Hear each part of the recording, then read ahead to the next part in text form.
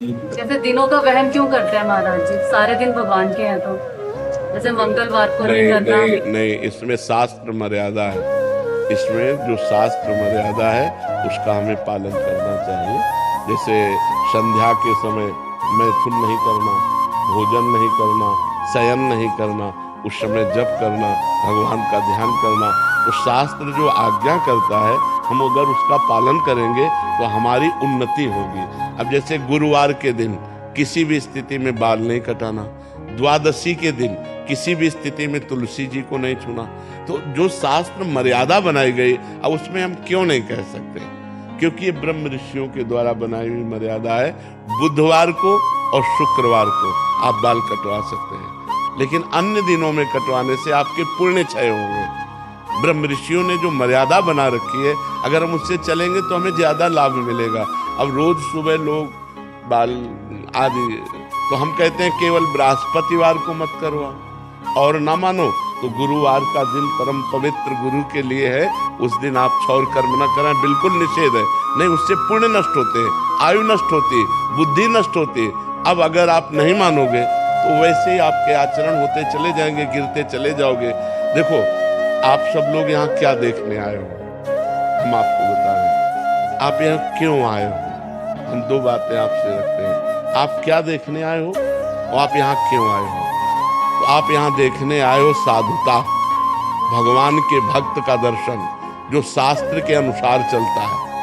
आप आए हो अध्यात्म को पाने के लिए, आप आए हो सुख शांति के लिए। आए हो कि नहीं? अगर हम धर्म से ना चलते हो तो आप हमारे दर्शन करने आओगे क्या? हम भी तो एक मनुष्य हैं, हम भी तो आप जैसे ही हैं।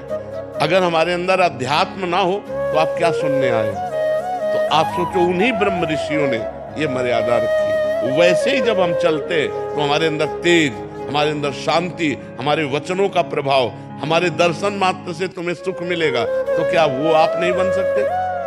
आप विचार करो। तो जो शास्त्रों में लिखा है उस पे हम क्यों में नहीं लगाते, उसका हम आचरण करते हैं। जैसे डॉक्टर कहता है कि आपको ये नहीं खाना, ये नहीं खाना, ये नहीं, तो हम उनसे क्यों बोलते हैं क्या दही नहीं खाना?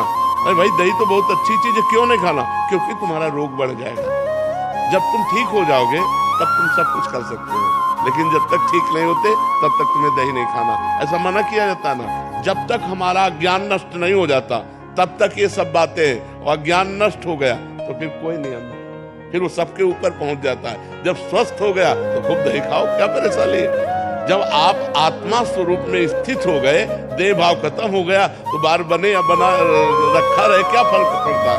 तो हम अभी देहाभिमानी हैं, देह भाव से चलते हैं। तो हमें शास्त्र के नियमों का पालन करना। जो आज शास्त्र के नियमों का पालन नहीं करते तो गिरते चले जाते हैं। अब ये शास्त्र आज्ञा करता है, जिस दिन से गर्भ आ जाए उस दिन से माता पिता को ब्रह्मचर्य रहना चाहिए। क्यों? क्योंकि वही वीर शक्ति फिर उसके ऊपर जाएगी तो उसके दिमाग पे, उसके अंगों पे वो कुप्रभाव पैदा करेगी, वो उसकी हानि पैदा करेगी और उसमें गलत संस्कार पड़ जाएंगे। कौन मानता है? शास्त्र जो आज्ञा करता है अगर उसके अनुसार चलो तो आज सब सुखी हो जाए। बस शास्त्र की आज्ञा का कहाँ पालन हो रहा है? बोले प्रातः काल उठना चाहिए, ब्रह्म मुहूर्त में उठ करके गुरुजनों माता पिता के चरण छूने चाहिए। कौन मान रहा है?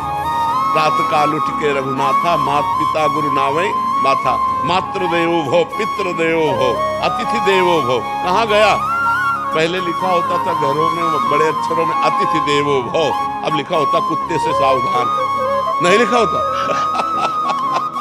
तो हमारे जो शास्त्र कहते हैं उस पे हम क्यों लगाने का अधिकार नहीं करते? हम उनका पालन करते हैं। क्यों लगाने का मतलब है संशय करना, और पालन करने का मतलब श्रद्धा करना। और श्रद्धावान लभते ज्ञान, श्रद्धावान ही ज्ञान को प्राप्त होता है, श्रद्धावान ही आनंद को प्राप्त होता है, श्रद्धावान ही परम शांति को प्राप्त होता है। इसलिए हमें लगता है शास्त्रों की आज्ञा का पालन किया जाए, ना कि उसमें क्यों रखा जाए। बस समझना है, हर भाव को समझना है। शास्त्र मर्यादा है। जैसे देखो, कहते हैं हम सब एक हैं, हम भी कहते हैं सब एक हैं।